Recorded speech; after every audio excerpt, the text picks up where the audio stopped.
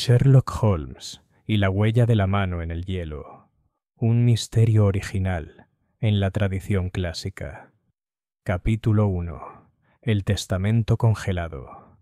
El crudo enero de 1891 quedará grabado para siempre en mi memoria, no solo por el frío sin precedentes que azotó Londres con su puño helado, sino por el singular caso que pondría a prueba hasta sus límites más extremos la extraordinaria capacidad de deducción de Sherlock Holmes. Fue la mañana del día 15 cuando el inspector Lestrade llegó a nuestro alojamiento en Baker Street. Su tez, habitualmente rubicunda, palidecía de frío y desconcierto. Apenas la señora. Hudson había anunciado su presencia cuando el inspector irrumpió en nuestra sala de estar, con cristales de hielo aún adheridos a su bigote. Holmes, que había estado examinando una peculiar ceniza de tabaco con su lupa, levantó la vista con ese familiar brillo de interés que yo había llegado a asociar con la promesa de una aventura. «Caballeros», empezó Lestrade sin preámbulos, «me temo que nos hemos topado con algo que va mucho más allá de lo habitual en las empresas criminales, algo que ha dejado completamente desconcertados incluso a nuestros oficiales más experimentados». Holmes dejó su lente con deliberada precisión. «Le ruego que tome asiento, inspector, y díganos qué ha confundido tanto a las mentes más brillantes de Scotland Yard». Serví brandy a nuestro visitante, notando cómo le temblaban ligeramente las manos al aceptar la copa. Lo que fuera que había traído a Lestrade a nuestra puerta, sin duda, lo había afectado considerablemente. «Se trata de la muerte del señor Cornelius Blackwood», empezó Lestrade, consultando su cuaderno con movimientos torpes por el frío.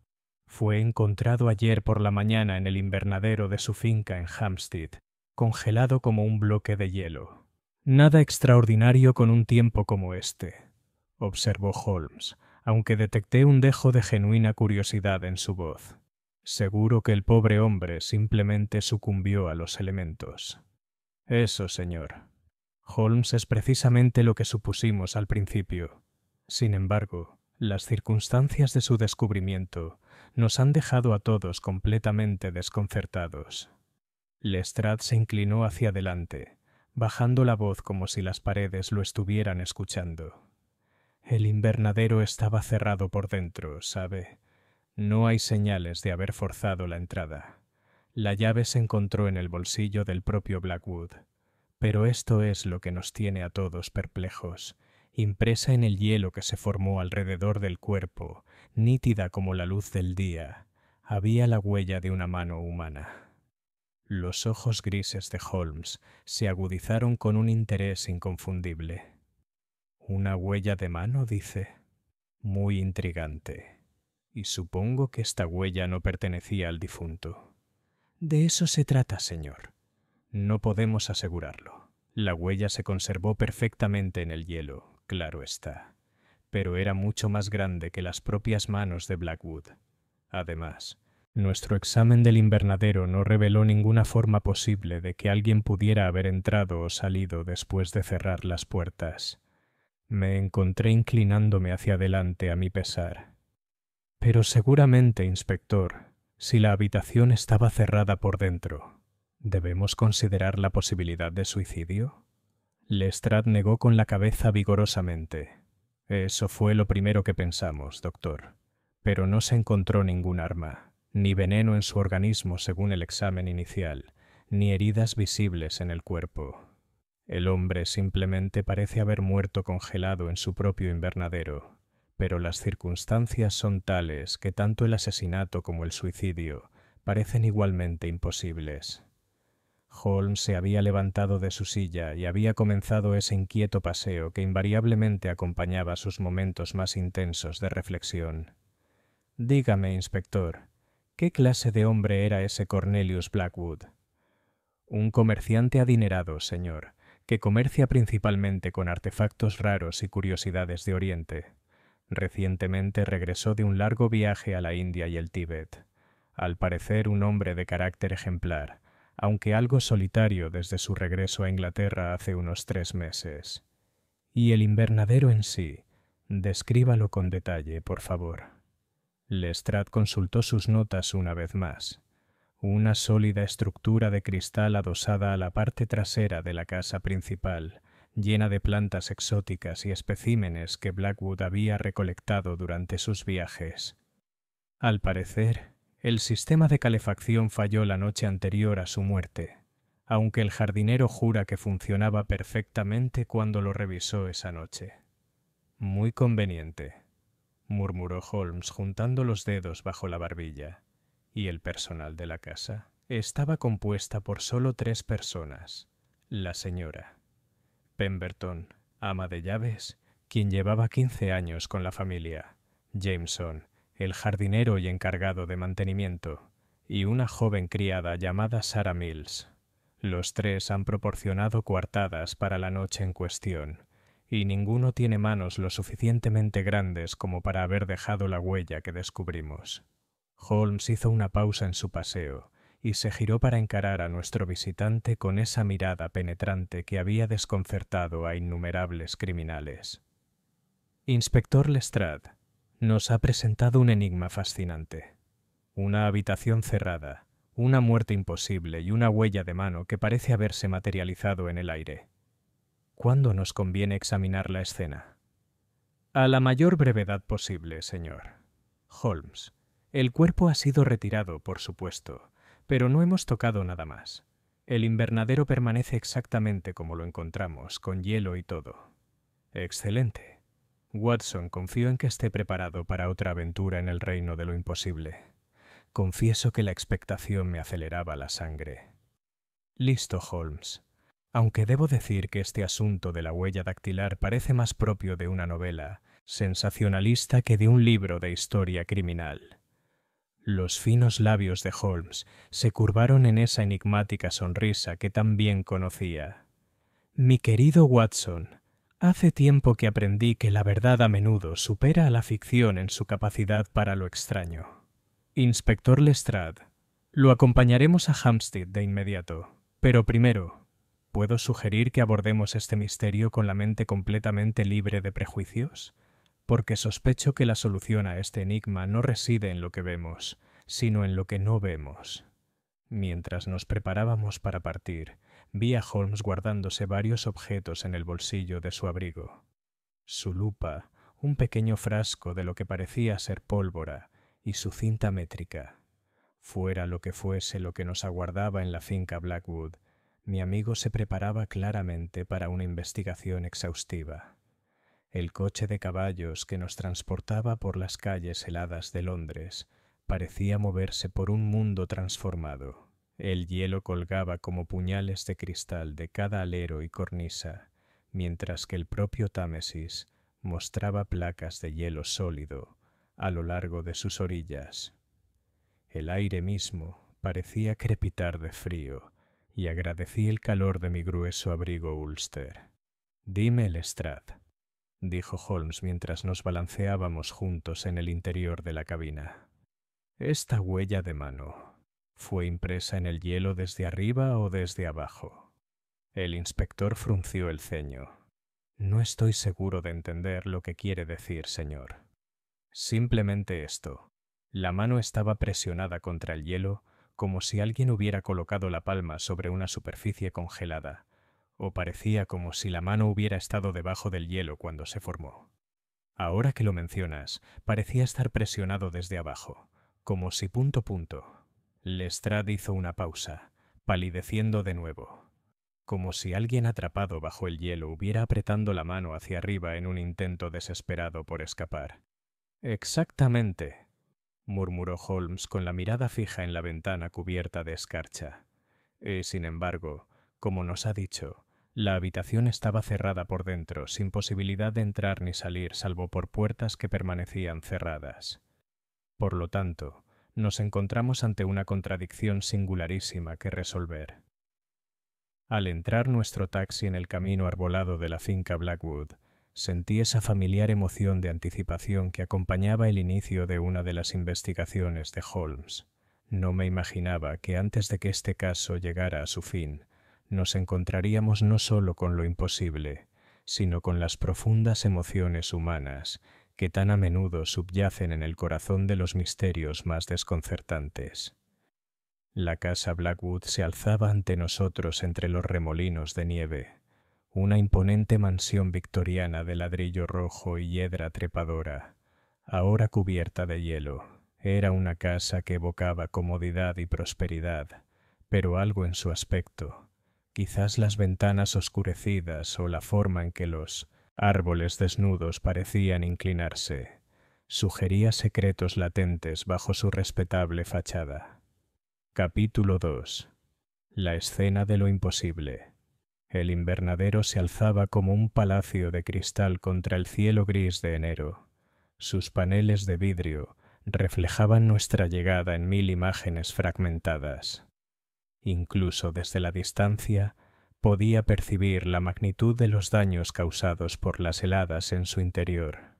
Lo que una vez fue un paraíso tropical, ahora parecía un páramo ártico preservado bajo un cristal. El inspector Lestrade sacó un juego de llaves del bolsillo de su abrigo. Su aliento formaba nubes en el aire gélido.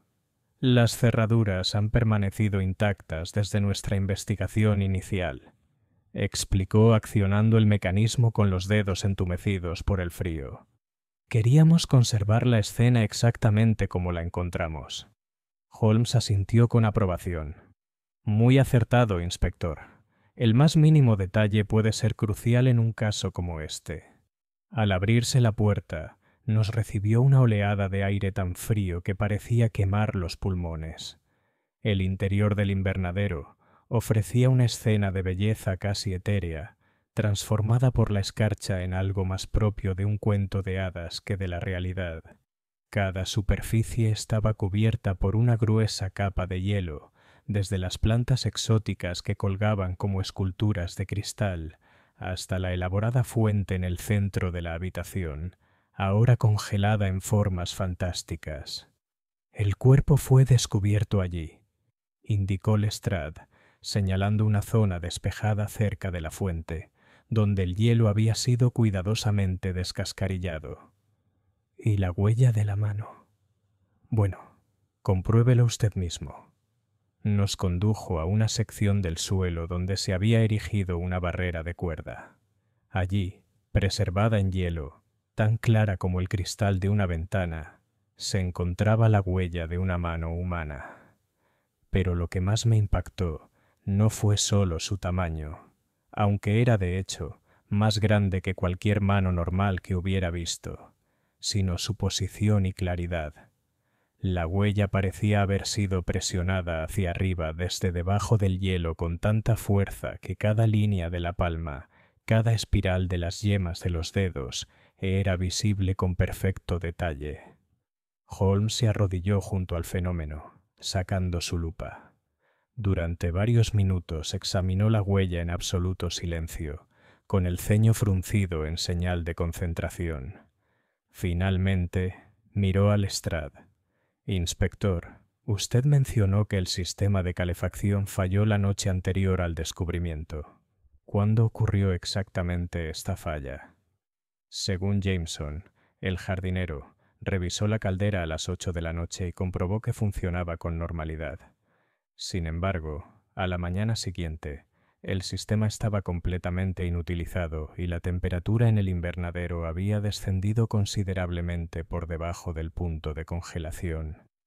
Y la profundidad del hielo que se formó, casi 3 pulgadas en algunos puntos, aunque variaba considerablemente. La zona alrededor de la fuente era la más profunda, mientras que cerca de las paredes apenas tenía 1 pulgada de grosor. Holmes se levantó, quitándose los cristales de hielo de las rodillas. Fascinante.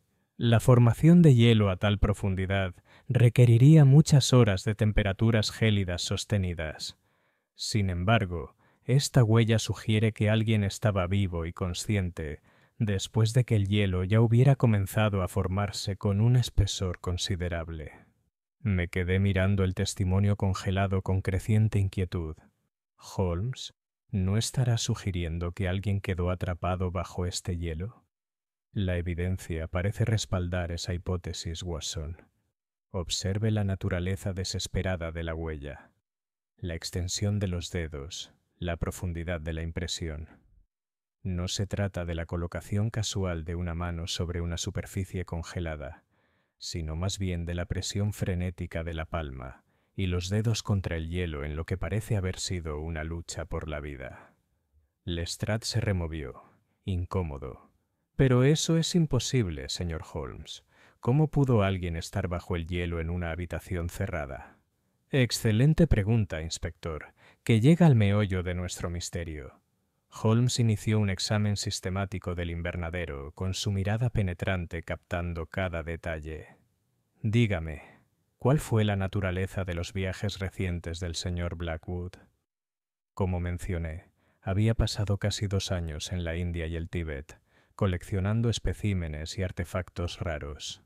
Todo un éxito, según todos los informes. Regresó a Inglaterra en octubre con varias cajas de materiales, la mayoría de los cuales estaban almacenados aquí, en el invernadero. Y estos materiales, podríamos examinarlos. Lestrade señaló varias cajas de madera apiladas cerca de la pared del fondo. Las hemos inspeccionado, claro. Sobre todo plantas preservadas, algunas estatuas talladas y varias curiosidades. Nada que pareciera relevante con su muerte. Holmes se acercó a las cajas con evidente interés.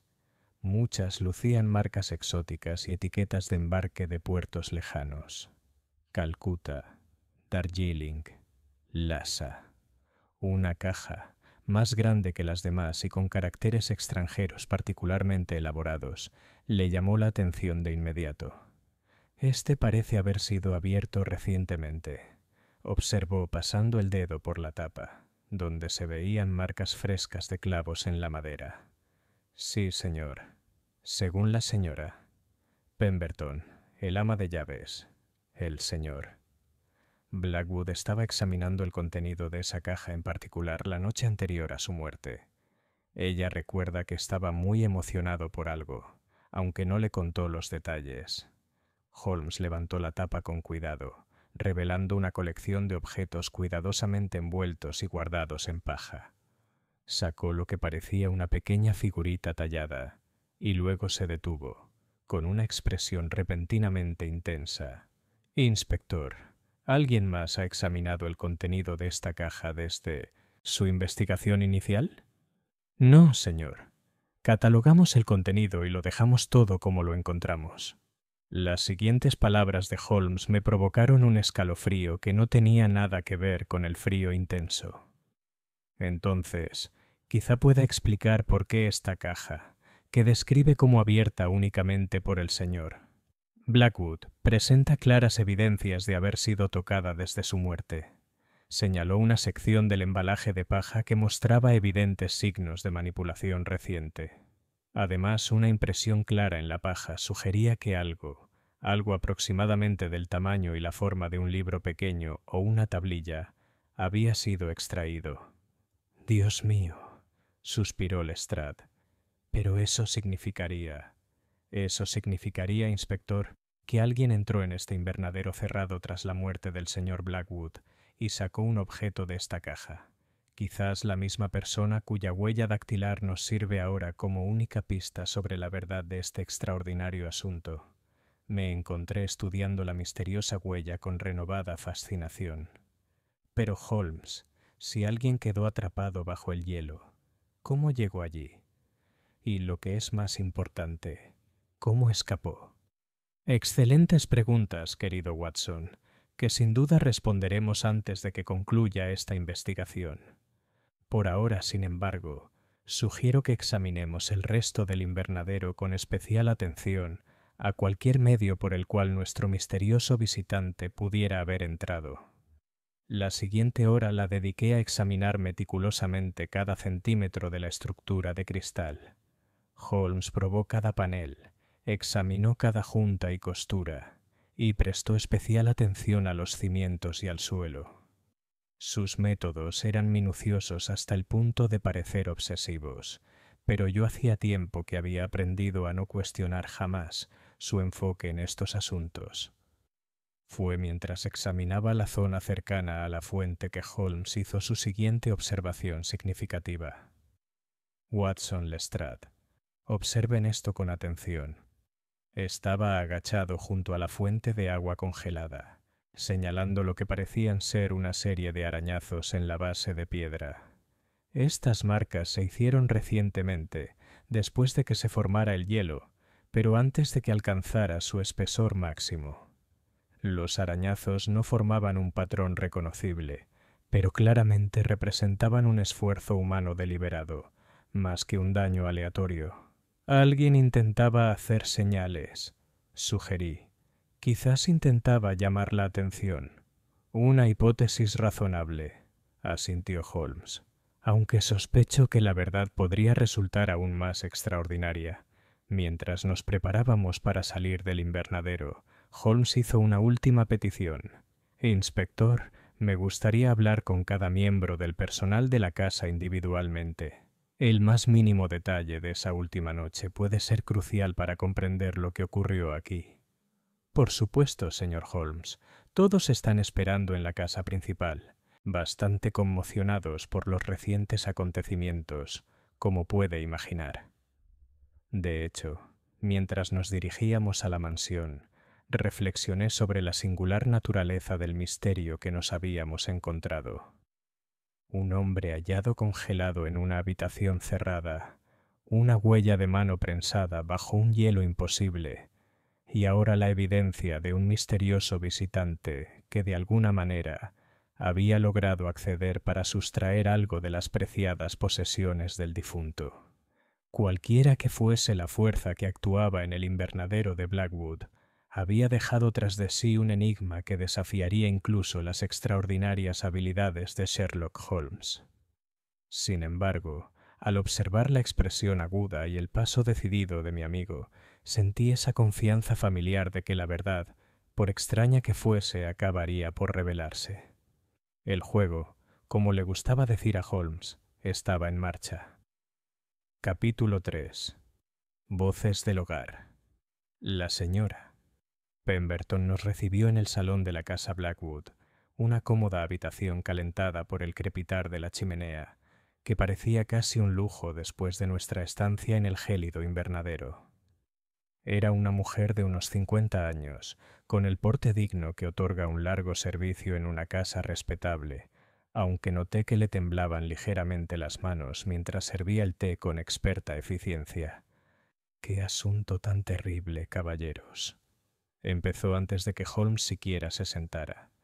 El señor Blackwood era un buen amo, tranquilo en sus modales, pero siempre justo. Pensar que tuviera un fin así en su propia casa me parte el corazón. Holmes se acomodó en su silla con esa engañosa naturalidad que reconocí como su mayor atención. «Señora Pemberton, el inspector Lestrade me informa que lleva 15 años en la casa. Debe de conocer las costumbres y el temperamento del señor Blackwood mejor que nadie». «Sí, señor. Aunque debo decir que había cambiado bastante desde su regreso de Oriente. No de forma desagradable, entiende. Pero había algo en él que lo hacía diferente.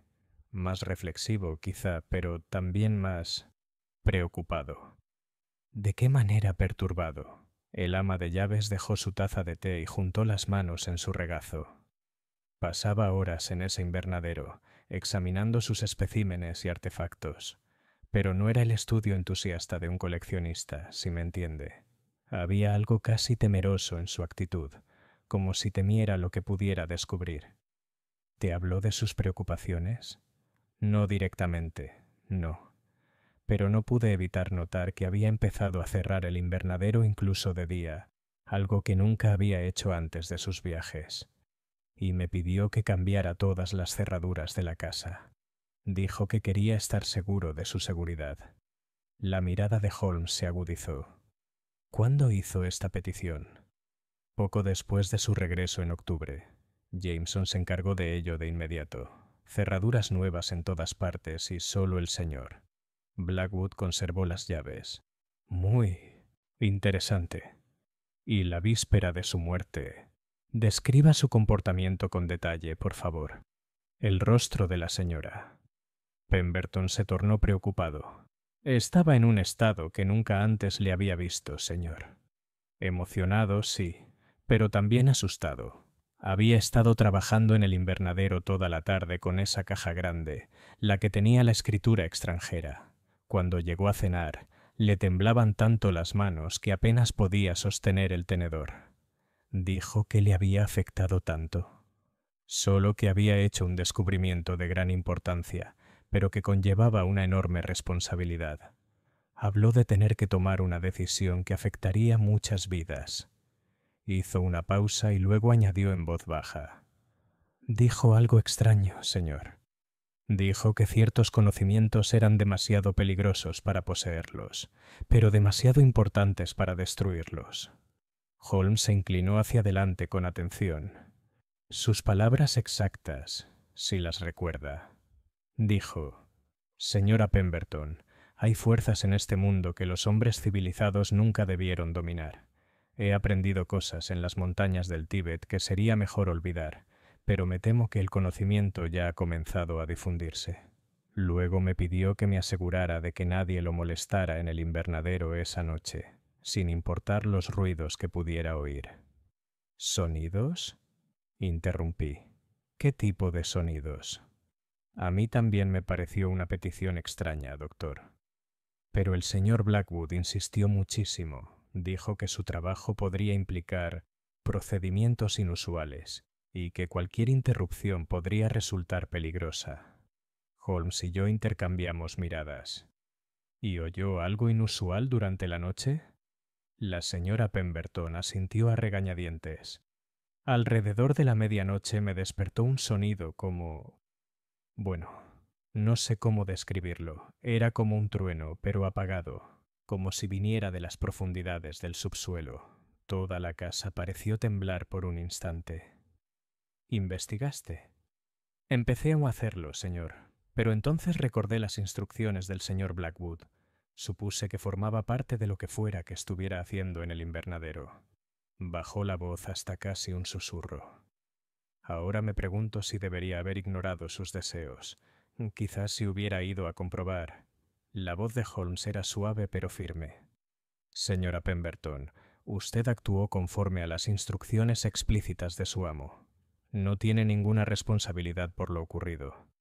Nuestra siguiente entrevista fue con Jameson, el jardinero, un hombre curtido de 60 años, cuyas manos callosas y porte firme delataban décadas de trabajo al aire libre. Nos recibió en la sala de servicio, sosteniendo respetuosamente su gorra. Llevo 30 años trabajando en estos terrenos. Empezó sin preámbulos, y nunca he visto nada parecido a lo que ocurrió en ese invernadero. Hace que uno se pregunte si no habrá fuerzas que escapan a nuestro entendimiento. Revisó el sistema de calefacción.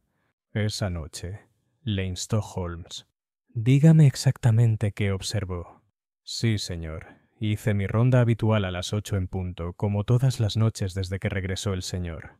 Blackwood, la caldera funcionaba a la perfección. Una llama potente, la presión adecuada y el calor circulaba por todas las tuberías. Incluso revisé el invernadero para asegurarme de que la temperatura fuera adecuada para sus delicadas plantas. ¿Y no notó nada inusual en el comportamiento del señor Blackwood? Jameson se removió incómodo. Bueno, señor, había una cosa. Me pidió que me asegurara de que las puertas principales estuvieran cerradas y que nadie pudiera acceder a la propiedad durante la noche. Dijo que no esperaba visitas y que quería garantizar total privacidad. ¿A menudo hacía peticiones similares? Nunca antes, señor. El señor Blackwood siempre fue muy confiado. Nunca se preocupó demasiado por la seguridad. Pero desde su regreso del Tíbet había sido diferente. Nervioso, siempre mirando por encima del hombro como si esperara ver a alguien siguiéndolo. Holmes asintió pensativo. ¿Y la mañana en que se descubrió el cuerpo? Fue la joven Sara quien lo encontró, señor. La pobre estaba completamente conmocionada. Había ido al invernadero a cuidar las plantas, como era su rutina diaria, y lo encontró todo congelado. La calefacción había fallado por completo durante la noche. Ni rastro de calor en las tuberías. En su opinión profesional, ¿qué pudo causar un fracaso tan rotundo? Jameson se rascó la cabeza canosa. Eso es lo que me desconcierta, señor. La caldera estaba intacta, con combustible de sobra y todas las conexiones seguras. Fue como si algo simplemente la hubiera apagado. No fue un fallo mecánico, claro está, sino algo completamente distinto. Nuestra última entrevista fue con Sarah Mills, la joven criada cuyo descubrimiento de la escena congelada desencadenó este misterio. Era una chica de unos 20 años, con la inteligencia vivaz que suele acompañar a quienes nacen para servir en grandes casas. Sin embargo, su serenidad habitual se vio claramente quebrantada por los recientes acontecimientos. «Llevo 3 años trabajando en esta casa», dijo, aceptando la silla que Holmes le ofreció con nerviosa gratitud. «El señor Blackwood siempre fue amable conmigo y trató al personal con respeto. Pero estos últimos meses, desde su regreso del extranjero, había algo diferente en él». «¿En qué sentido es diferente, señorita Mills?» «Parecía estar escuchando todo el tiempo, señor. No conversaciones, sino algo más. A veces lo encontraba completamente inmóvil en el pasillo, con la cabeza ladeada, como si oyera sonidos que nadie más podía detectar». Holmes arqueó ligeramente las cejas. «Qué interesante. ¿Alguna vez te habló de sus viajes?» «Solo una vez, señor. Me contó que había visto maravillas en el Tíbet que la mayoría de la gente jamás podría imaginar, pero que algunas maravillas tenían un precio terrible. Dijo que el conocimiento y el poder no eran lo mismo, y que la sabiduría residía en saber cuándo no usar ninguno. Y en la mañana que descubriste el cuerpo, la compostura de Sara flaqueó, y vi cómo se le llenaban los ojos de lágrimas. Fue horrible, señor. El pobre hombre estaba congelado, con la cara vuelta hacia arriba, como si hubiera estado mirando algo por encima de él. Pero lo que más me asustó no fue el cuerpo en sí, sino la huella de la mano en el hielo. Parecía extenderse hacia arriba, como si alguien hubiera intentado escapar de debajo de la superficie helada.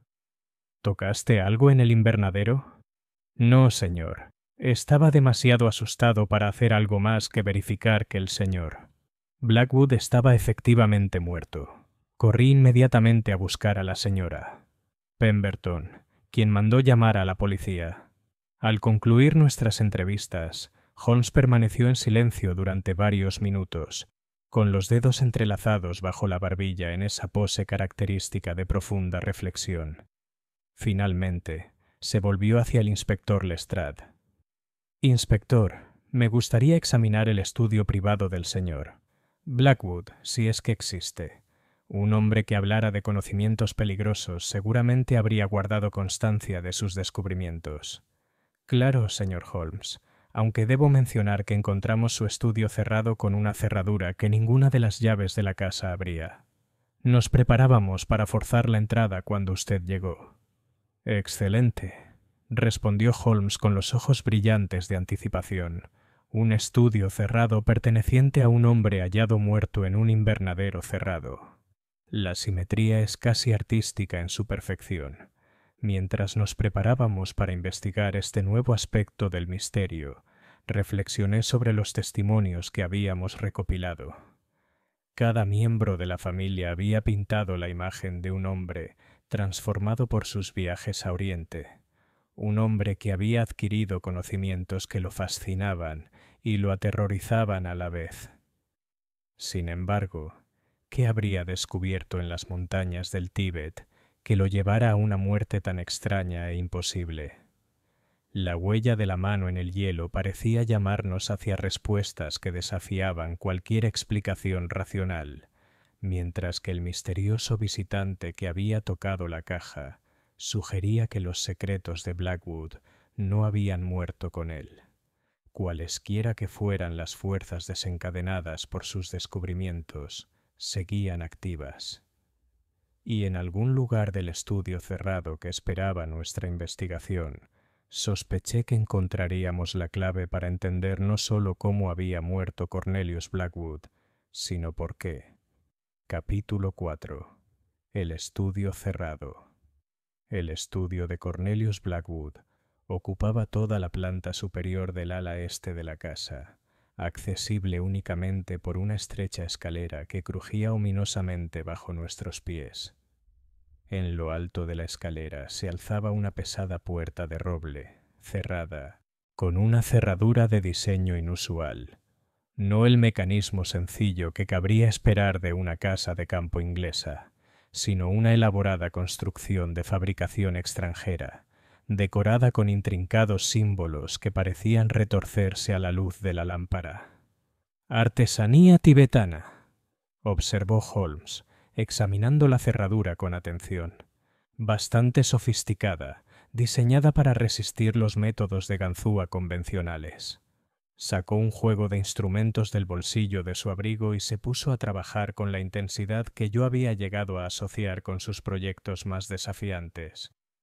El inspector Lestrade observaba nervioso cómo Holmes manipulaba sus herramientas dentro del mecanismo. ¿Está seguro de que esto es legal, señor Holmes? La herencia de este hombre no se ha liquidado correctamente. Inspector, respondió Holmes sin levantar la vista de su trabajo. Estamos investigando una muerte en circunstancias que desafían la ley natural. Sospecho que el señor Blackwood aprobaría cualquier medida necesaria para descubrir la verdad. Un suave clic recompensó sus esfuerzos y la cerradura cedió. Además, la propia cerradura proporciona evidencia adicional del estado mental de nuestra víctima. Un hombre no protege su estudio privado con una cerradura tibetana de rompecabezas, a menos que tenga secretos de considerable importancia que proteger. La puerta se abrió de par en par para revelar una habitación que parecía pertenecer más a un antiguo monasterio que a la residencia de un caballero victoriano. Las paredes estaban cubiertas de libros, pero no los volúmenes encuadernados en cuero que uno esperaría encontrar en una biblioteca inglesa. En cambio, las estanterías albergaban manuscritos con escrituras desconocidas, pergaminos envueltos en seda y tomos encuadernados con materiales que preferí no identificar con demasiada precisión. En el centro de la habitación se alzaba un enorme escritorio tallado en lo que parecía ser una sola pieza de madera oscura, con la superficie cubierta de papeles, diagramas y varios objetos que no se podían clasificar a primera vista. Pero lo que más me llamó la atención fue la pared detrás del escritorio, donde colgaba un mapa del Tíbet marcado con numerosas ubicaciones en tinta roja, y junto a él una serie de fotografías que me helaron la sangre. Las fotografías mostraban escenas de excavaciones arqueológicas, pero los artefactos desenterrados no se parecían a nada que hubiera visto en mis estudios de medicina ni en mis viajes con Holmes. Figuras talladas con proporciones anatómicamente imposibles, tablillas de piedra cubiertas de símbolos que parecían cambiar de forma incluso al contemplarlas, y en una imagen particularmente inquietante, lo que parecían ser los restos preservados de una criatura con un parecido superficial a la humanidad. «Dios mío», suspiró Lestrade, examinando una de las fotografías. ¿Qué clase de expedición estaba llevando a cabo Blackwood? Holmes se dirigió directamente al escritorio y examinaba los papeles esparcidos sobre él. Según estos documentos, inspector, el señor Blackwood no solo coleccionaba objetos por su valor curioso, parece que estaba investigando lo que él llama aplicaciones prácticas del conocimiento antiguo. Levantó un diario escrito con la pulcra letra de Blackwood. Escuchen esta entrada, fechada hace apenas una semana. La traducción de los fragmentos pnacóticos avanza a buen ritmo, aunque cada revelación me llena de mayor temor. Los antiguos poseían un conocimiento capaz de transformar la esencia misma de la realidad, pero también comprendían el terrible precio de tal poder. Empiezo a comprender por qué ciertos secretos quedaron enterrados bajo el hielo de los pasos elevados, destinados a no volver a ver la luz de la civilización. Me sentí atraído hacia otra sección de la sala, donde se extendían varios gráficos grandes sobre una mesa de lectura. Parecían ser cálculos astronómicos de extraordinaria complejidad, que rastreaban los movimientos de los cuerpos celestes con una precisión matemática que habría impresionado al observatorio real. Holmes, llamé. Estos cálculos parecen predecir algún tipo de alineación celestial. Mire, según estas cifras, nos acercamos a una conjunción de planetas que solo ocurre cada varios siglos. Mi amigo se sentó a la mesa conmigo, mientras sus ojos escudriñaban los intrincados diagramas con creciente interés. Muy esclarecedor, Watson, y observe la fecha marcada en rojo. Mañana por la noche, 16 de enero. El señor Blackwood parece haberse estado preparando para un evento de considerable importancia astronómica. ¿Pero qué relación podrían tener los movimientos celestiales con su muerte? Antes de que Holmes pudiera responder, el inspector Lestrade gritó desde el otro lado de la sala. «¡Caballeros, tienen que ver esto!». Estaba de pie frente a un armario abierto que contenía lo que parecía ser una colección de especímenes preservados, pero especímenes distintos a todos los que había visto en mi formación médica. Los frascos contenían materia orgánica que desafiaba una categorización fácil, tejidos que parecían cambiar entre estados de materia, órganos preservados que no se parecían en nada a la anatomía terrestre, y en el recipiente más grande, algo que solo puedo describir como un fragmento de hielo cristalizado que permanecía perfectamente sólido a pesar del calor de la habitación. Holmes examinó el cristal con intensa fascinación. Extraordinario. Hielo que no se derrite, a pesar de temperaturas que deberían haberlo reducido a agua hace horas. Y observe los patrones de formación en su interior. Sugieren una estructura que no es ni completamente natural, ni completamente artificial. Volvió al escritorio y empezó a hojear los papeles con renovada urgencia. Aquí, otra entrada de diario de hace 4 días. La muestra de hielo de la excavación de Qingyang sigue exhibiendo propiedades que violan las leyes físicas conocidas. Al exponerse a frecuencias armónicas específicas, parece volverse permeable a la materia orgánica, manteniendo su estado sólido. Empiezo a comprender cómo los antiguos practicantes lograron sus hazañas más notables, aunque las implicaciones me aterran. ¿Frecuencias armónicas?, comenté. ¿Sugieres que las ondas sonoras podrían afectar de alguna manera la estructura molecular del hielo? No se trata solo de ondas sonoras, Watson, sino de combinaciones específicas de frecuencia y amplitud que resuenan con la propia matriz cristalina. Considere las implicaciones. Hielo que podría envolver a un ser vivo sin perder su solidez, atrapándolo dentro de su estructura y preservando la imagen perfecta de su lucha final. El horror de lo que Holmes sugería empezó a asomar en mí. ¿Quiere decir que Blackwood podría haber experimentado consigo mismo?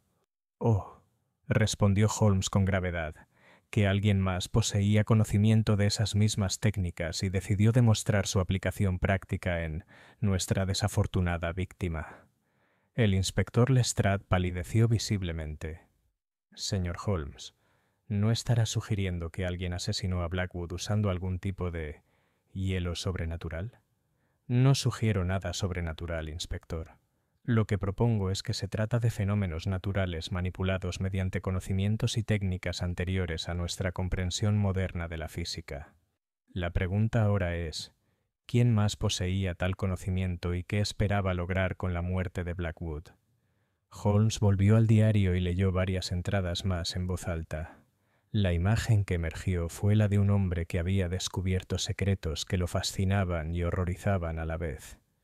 El conocimiento de técnicas que permitían manipular la materia misma, pero a un coste cada vez más terrible con cada aplicación. Aquí, continuó Holmes, una anotación de hace 6 días. He confirmado mis peores temores. El conocimiento que traje del Tíbet no es exclusivo mío. Hay otros que han aprendido estos secretos, otros que carecen de mis escrúpulos en su aplicación. Temo haber desencadenado acontecimientos cuyas consecuencias estarán mucho más allá de mi control. La última entrada, fechada el día anterior a la muerte de Blackwood, fue quizás la más escalofriante. Me han encontrado. Las señales son inconfundibles. Las perturbaciones armónicas, las fluctuaciones de temperatura, la sensación de ser observado por ojos que existen en dimensiones paralelas a la nuestra. Quizás tenga una última oportunidad para evitar que el conocimiento se difunda más, pero requerirá el máximo sacrificio. Si me encuentran muerto en circunstancias misteriosas, que se sepa que elegí morir antes que permitir que los secretos de la excavación de Canyan se utilizaran con fines malévolos. Holmes cerró el diario de golpe. Caballeros, creo que ahora comprendemos la mecánica básica de nuestro crimen, aunque aún quedan muchas preguntas. Cornelius Blackwood fue asesinado por alguien que poseía un conocimiento idéntico al suyo. Un conocimiento que les permitió atraparlo en hielo sólido, mientras aún estaba vivo, creando así el arma homicida perfecta y la habitación cerrada perfecta. ¿Pero cómo escapó el asesino?, preguntó Lestrade. La habitación estaba sellada por dentro. Ah, respondió Holmes con ese familiar brillo de triunfo en los ojos. Eso, inspector, nos lleva al aspecto más ingenioso de todo este asunto, porque sospecho que nuestro asesino nunca entró en el invernadero. Antes de que Lestrade y yo pudiéramos expresar nuestra perplejidad ante esta afirmación aparentemente imposible, Holmes se acercó a la ventana del estudio y contemplaba el paisaje helado. Watson, ¿qué observa al mirar hacia el invernadero desde este punto estratégico? Me uní a él junto a la ventana y observé la estructura de cristal que brillaba bajo la tenue luz del atardecer. Parece bastante normal, Holmes, el mismo palacio de cristal que examinamos esta mañana. Mira con más atención el techo, querido amigo.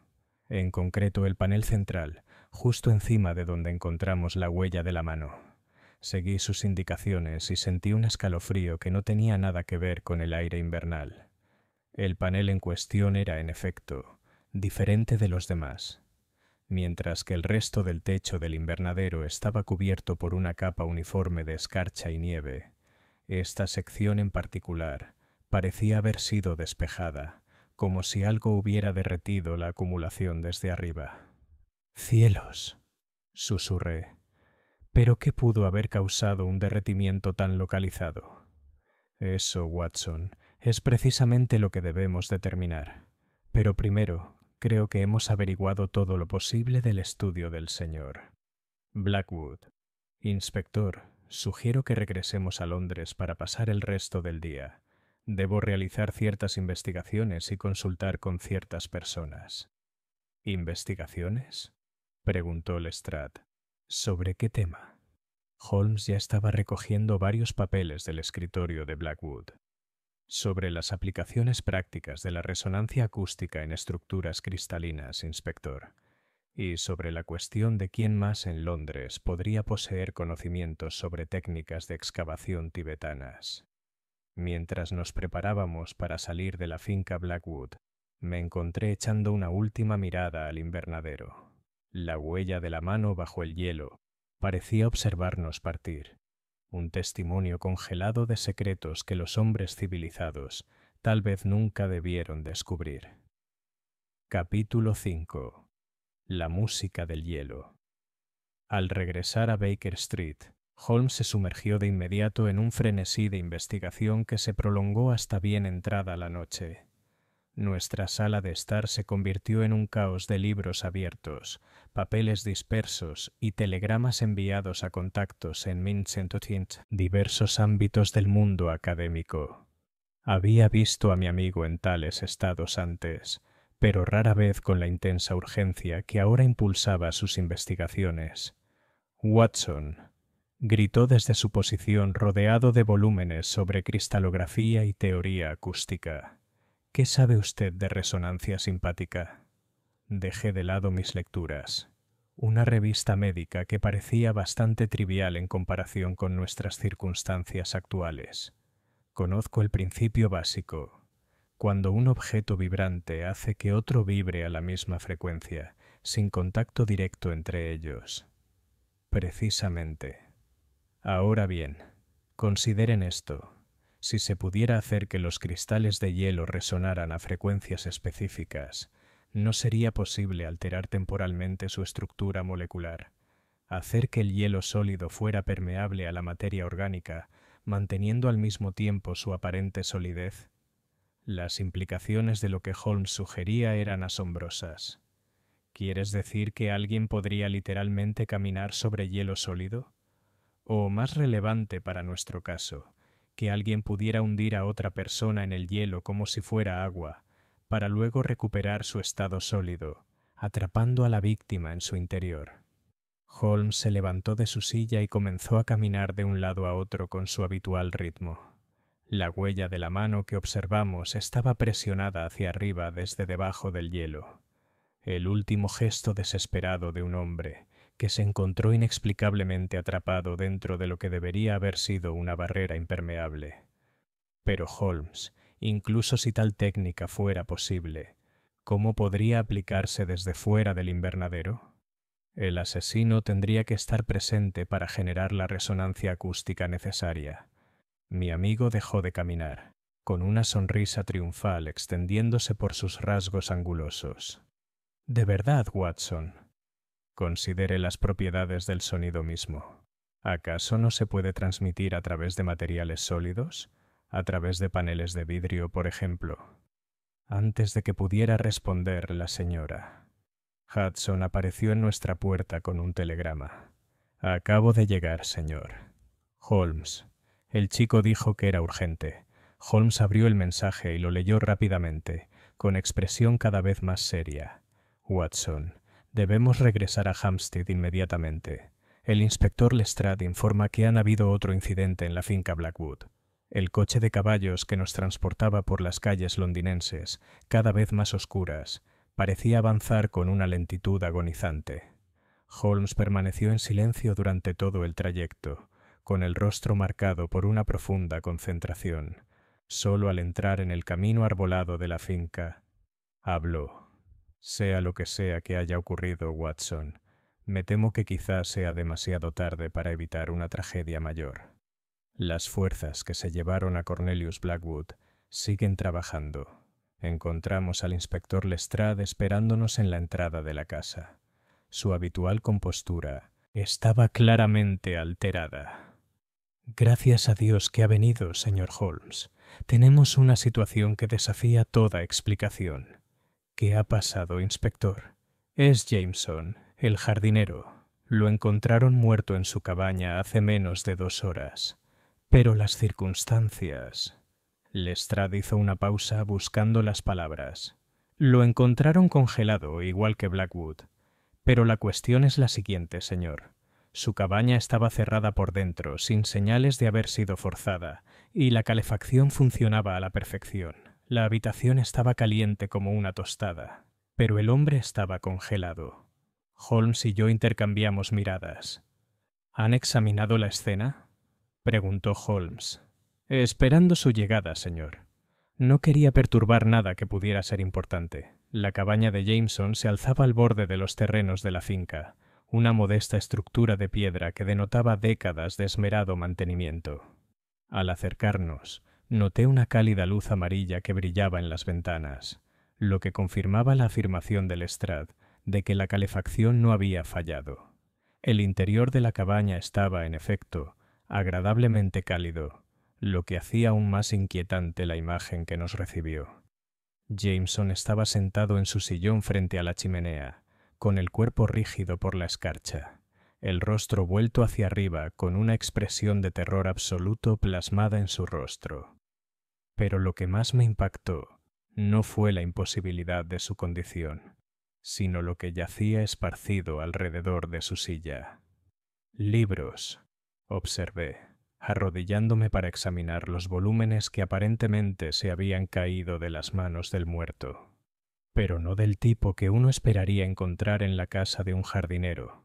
Holmes examinó los títulos con creciente interés. Lingüística tibetana, teoría acústica y, lo más intrigante, un relato detallado de la excavación de King Jan en la que participó Blackwood. Abrió uno de los volúmenes y empezó a leer. Parece que nuestro humilde jardinero era mucho más erudito de lo que su puesto sugería. ¿Pero por qué Jameson tendría esos libros?, preguntó Lestrade. Porque, inspector, sospecho que Jameson no solo era el jardinero de la finca, sino también colaborador de Blackwood en las investigaciones que resultaron fatales para ambos hombres. Holmes continuó examinando el contenido de la cabaña. Observe el sofisticado equipo oculto en lo que parece ser un simple armario, dispositivos de medición acústica, generadores de armónicos y varias muestras de ese mismo hielo imposible que descubrimos en el estudio de Blackwood. Las implicaciones se volvían más claras, aunque no menos inquietantes. ¿Sugieres que Jameson y Blackwood colaboraban para desarrollar aplicaciones prácticas de estas técnicas tibetanas? Más que eso, Watson. Sospecho que tuvieron éxito en sus esfuerzos, pero ese éxito atrajo la atención de otros que codiciaban sus descubrimientos. Holmes se detuvo ante una pequeña mesa donde estaban esparcidas varias hojas de notación musical. Pero lo más interesante es esto. Levantó las partituras para que las examináramos. A primera vista parecían composiciones convencionales, pero una inspección más detallada reveló notaciones y marcas que no pertenecían a ninguna tradición musical que yo reconociera. Estas no son melodías en el sentido convencional, explicó Holmes.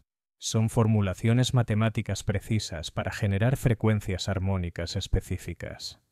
Las mismas frecuencias necesarias para manipular la estructura cristalina del hielo. Entonces, quien mató a ambos hombres poseía no solo el conocimiento de las técnicas, sino también la formación musical necesaria para aplicarlas, concluí.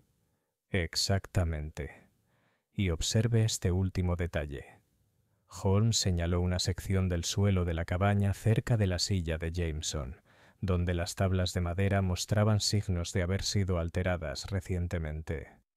Nuestro asesino sacó algo de debajo de estas tablas, muy posiblemente los manuscritos o artefactos originales que Blackwood trajo del Tíbet. El inspector Lestrade se había mostrado visiblemente agitado. Señor Holmes, si lo que sugiere es cierto, entonces estamos ante un asesino capaz de asesinar a distancia usando tan solo música. ¿Cómo podemos detener a semejante persona? La expresión de Holmes era sombría pero decidida. Comprendiendo completamente sus métodos, inspector, y anticipando su siguiente movimiento.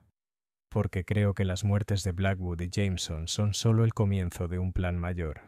Se acercó a la ventana de la cabaña y contempló los terrenos de la finca. Mañana por la noche se cumple la alineación celestial que predijeron los cálculos de Blackwood. Sospecho que nuestro asesino pretende usar esa alineación para fines que aún no comprendemos del todo. Pero seguramente Holmes, con Blackwood y Jameson muertos, ¿el asesino logró el objetivo que buscaba? No lo creo, Watson. Recuerde que algo se llevó del invernadero de Blackwood tras su muerte, y ahora se han llevado más materiales de la cabaña de Jameson. Nuestro asesino está recogiendo los frutos de su investigación, no solo eliminando a los propios investigadores. Mientras nos preparábamos para salir de la cabaña, Holmes hizo una última observación que me dejó helado. Inspector, recomiendo encarecidamente que los demás miembros de la familia sean trasladados a un lugar seguro de inmediato. Porque si mi análisis es correcto, el verdadero propósito de estos asesinatos aún no se ha revelado, y me temo que mañana por la noche se producirán acontecimientos que pondrán a prueba los límites de la comprensión humana. El viaje de regreso a Londres transcurrió en un silencio contemplativo, cada uno de nosotros absorto en pensamientos demasiado perturbadores para expresarlos en voz alta.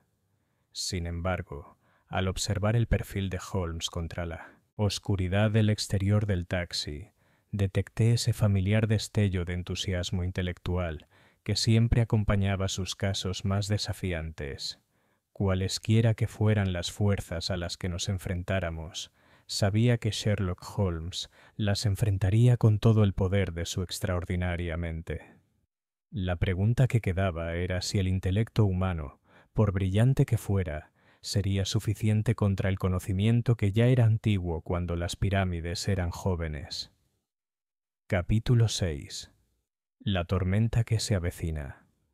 La mañana del 16 de enero amaneció con una atmósfera fantasmal que parecía impregnar el aire mismo de Londres. El cielo era de un gris plomizo que sugería nieve, pero no precipitó. En cambio, la ciudad se encontraba bajo una presión atmosférica peculiar que hacía zumbar los oídos y aullar a los perros por toda la metrópolis.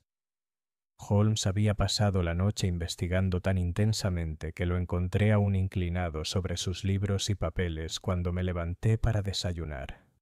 Su aspecto, habitualmente inmaculado, era desaliñado, con los ojos inyectados en sangre por el esfuerzo, pero su actitud sugería entusiasmo más que agotamiento.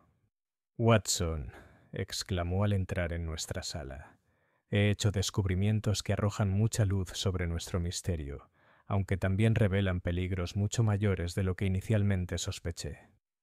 Serví café de la cafetera que la señora Hudson amablemente me había proporcionado y me acomodé en mi silla. ¿Qué ha aprendido Holmes? Que las técnicas empleadas por nuestro asesino representan solo las aplicaciones más elementales del conocimiento que Blackwood y Jameson habían comenzado a desvelar. Levantó un telegrama que aparentemente había llegado durante la noche. Esta comunicación del profesor Challenger del Museo Británico confirma mis peores temores. Los artefactos descritos en los diarios de Blackwood son reliquias genuinas de una civilización que poseía un conocimiento científico siglos antes que el nuestro. «¿Challenger?», pregunté. Creía que se especializaba en paleontología y exploración. Sus intereses son considerablemente más amplios de lo que el público cree, Watson. Parece que Challenger ha estado investigando discretamente fenómenos similares durante varios años. Tras informes de descubrimientos imposibles en rincones remotos del imperio, Holmes consultó otro documento de su colección.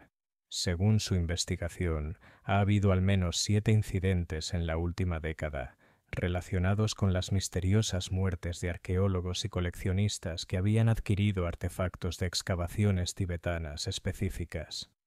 Las implicaciones eran asombrosas. ¿Pretende sugerir que nos encontramos ante un patrón de asesinatos que se extiende por años? Más que eso, creo que estamos presenciando la eliminación sistemática de cualquiera que haya accedido a este antiguo conocimiento, llevada a cabo por alguien que pretende controlarlo por completo. Holmes se levantó y se acercó a la ventana, contemplando la mañana anormalmente tranquila. Pero la alineación celestial de esta noche representa algo diferente. No solo otro asesinato, sino la culminación de años de preparación.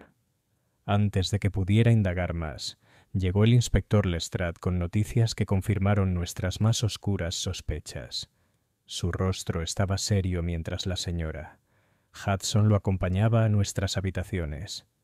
«Caballeros, les traigo noticias inquietantes de Hampstead.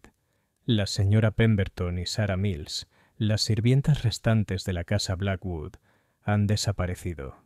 Holmes se apartó de la ventana, concentrado al instante. ¿Desapareció?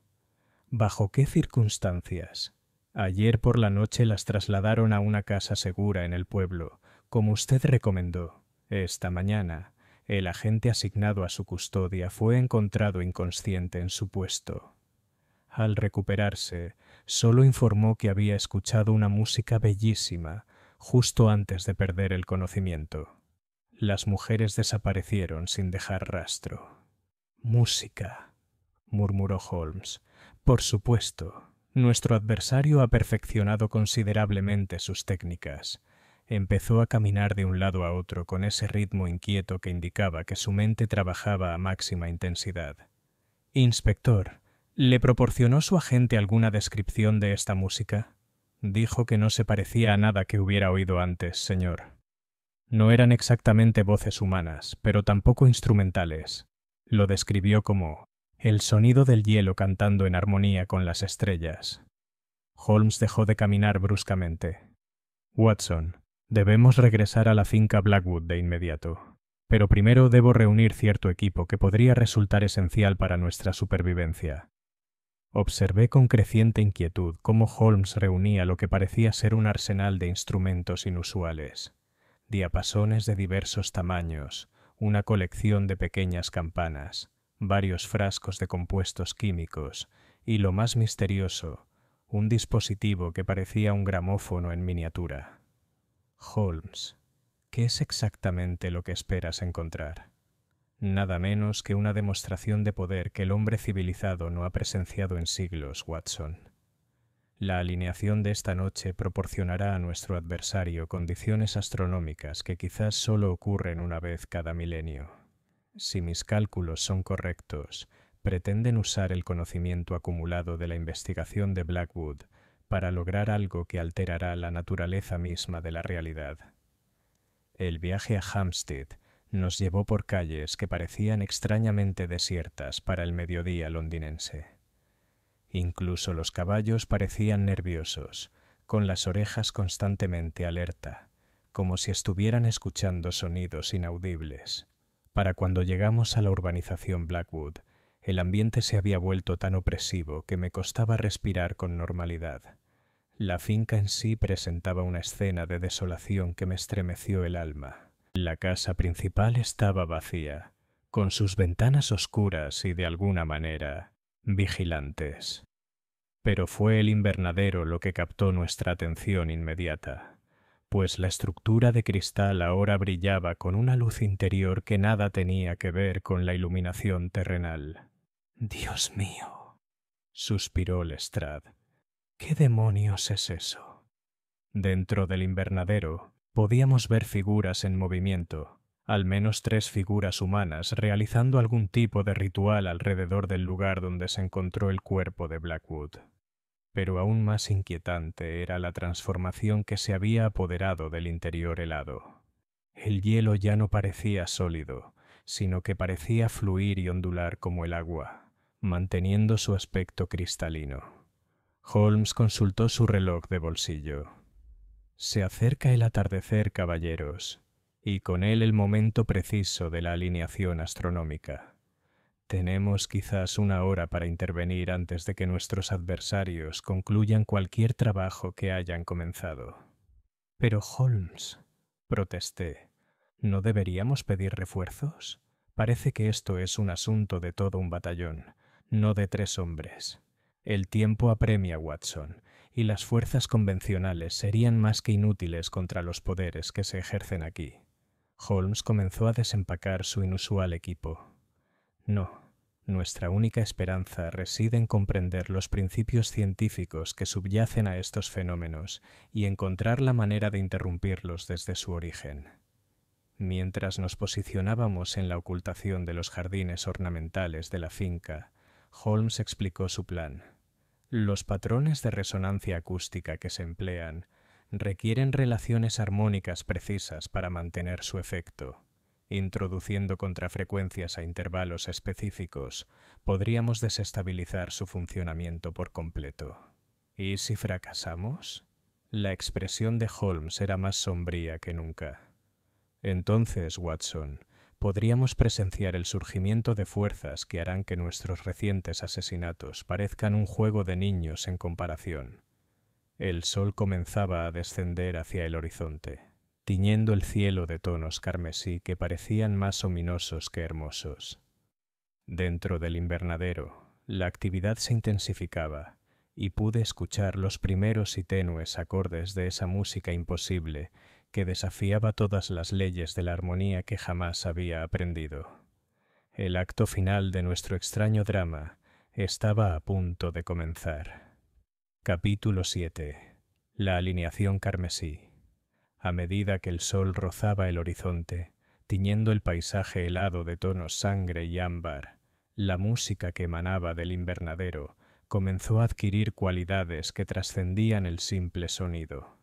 Parecía resonar no solo en nuestros oídos, sino en nuestros huesos, creando armónicos que hacían vibrar el aire con visibles distorsiones. Holmes se agazapó tras el seto ornamental que ocultaba nuestra posición, con su equipo acústico improvisado dispuesto ante él con la precisión de un comandante militar preparándose para la batalla.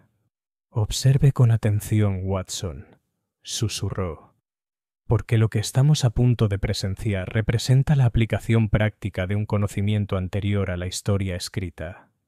A través de los paneles de cristal del invernadero, podíamos distinguir claramente 3 figuras enfrascadas en lo que sólo podía describirse como una representación ritual.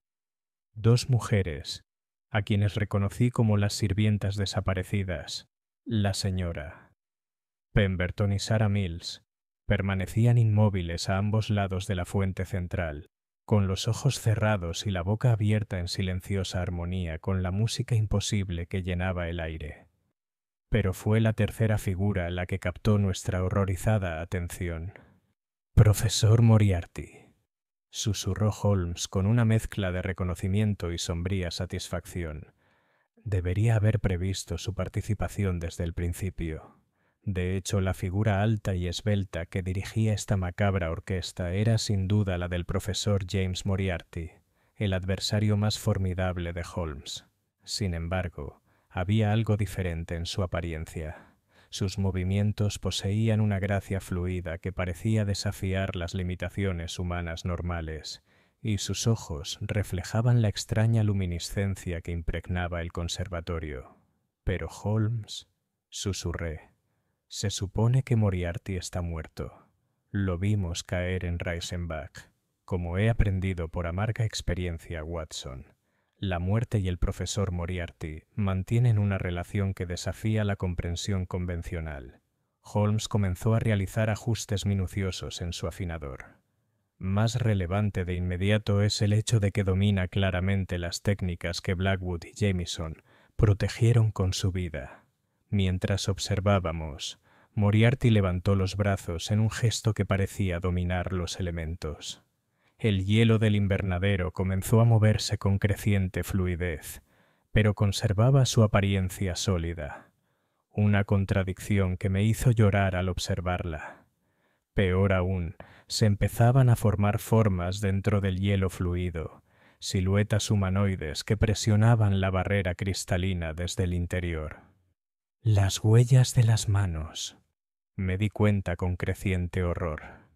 «Hay más».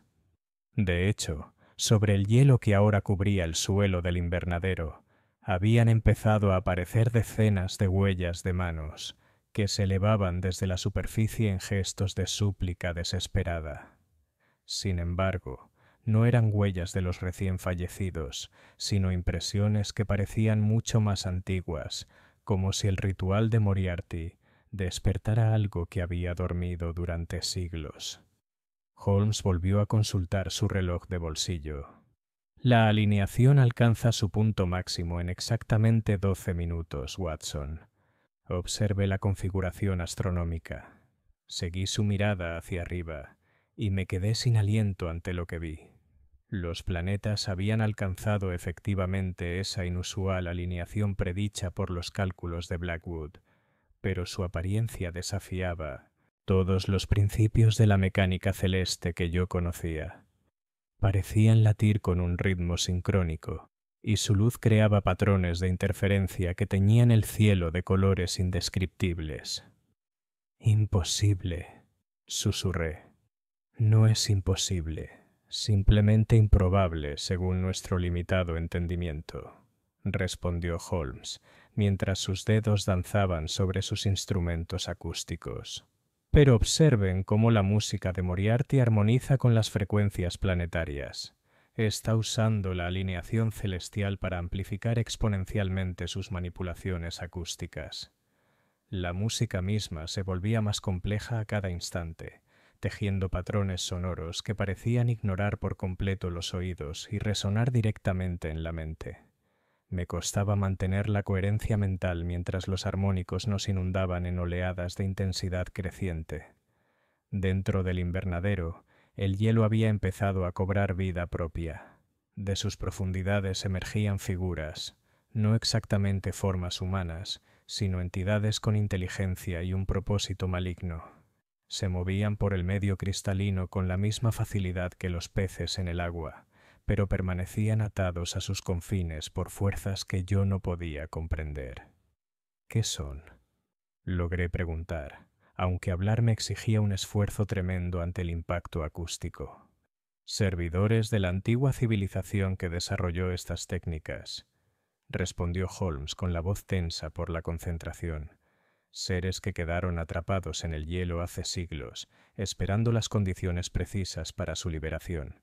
La dirección de Moriarty había alcanzado un crescendo de precisión inhumana. Sus movimientos ya no eran del todo suyos, mientras canalizaba fuerzas que eclipsaban la voluntad individual. Las dos mujeres permanecieron inmóviles, pero pude ver que, de alguna manera, eran esenciales para la obra. Su fuerza vital se utilizaba para alimentar la sinfonía imposible del profesor. Holmes, debemos actuar ahora. Antes de... Mis palabras fueron interrumpidas por un sonido indescriptible, una convergencia armónica tan perfecta y terrible que pareció desgarrar la esencia misma de la realidad. El hielo del invernadero se volvió de repente completamente transparente, revelando profundidades que se extendían mucho más allá de las dimensiones físicas de la estructura. Y desde esas profundidades imposibles, algo vasto y antiguo comenzó a surgir. «Ahora, Watson», gritó Holmes activando su dispositivo contraarmónico, «si queremos evitar el surgimiento de fuerzas que remodelarán el mundo según el diseño de Moriarty, debe ser ahora». La batalla que siguió fue distinta a cualquier otra que hubiera experimentado con las aventuras de Holmes. No se libró con armas ni con fuerza física, sino con frecuencias en pugna que distorsionaban el aire. Los instrumentos de Holmes generaban contramelodías que chocaban con la música ritual de Moriarty, creando patrones de interferencia que hacían temblar el propio conservatorio. Durante varios minutos, el resultado permaneció en duda. La dirección sobrenatural de Moriarty pareció eclipsar nuestros débiles intentos de disrupción, y la entidad que surgía de las profundidades heladas se volvió cada vez más nítida y aterradora. Pero Holmes poseía una ventaja que nuestro adversario no había previsto: su completo conocimiento de los principios matemáticos subyacentes a la manipulación acústica. «El séptimo armónico», gritó por encima de la cacofonía. «Watson, activa la secuencia del séptimo armónico». Seguí sus instrucciones sin comprender del todo su significado, e inmediatamente sentí que la batalla se inclinaba a nuestro favor. La perfecta sinfonía de Moriarty empezó a desarrollar notas discordantes, defectos que se propagaban por toda la estructura armónica como grietas en el cristal. El propio profesor pareció darse cuenta de que su trabajo estaba fallando. Su dirección se volvió cada vez más frenética, sus movimientos adquiriendo un tono desesperado mientras luchaba por mantener el control sobre las fuerzas que empezaban a escapársele de las manos. «La alineación está pasando», exclamó Holmes triunfante. «Sin una armonía celestial perfecta, su matriz acústica no puede sostener la brecha dimensional. De hecho, al mirar hacia arriba, pude ver que la configuración planetaria ya comenzaba a cambiar, dejando atrás su disposición perfecta. Y con ese cambio, el poder de Moriarty comenzó a menguar como una marea que se retira de la orilla. La antigua entidad que había estado surgiendo de las profundidades del hielo emitió un sonido de furia frustrada que destrozó todos los cristales del invernadero, y luego comenzó a hundirse en las profundidades cristalinas de las que había emergido. Las docenas de huellas de manos presionadas contra el hielo se fueron desvaneciendo hasta desaparecer por completo.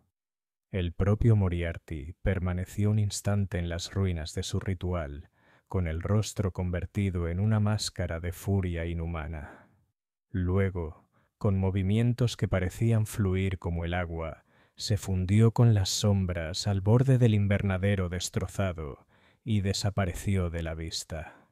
La señora Pemberton y Sarah Mills se desplomaron en el suelo, liberadas de la fuerza que las había mantenido cautivas, pero vivas y aparentemente ilesas.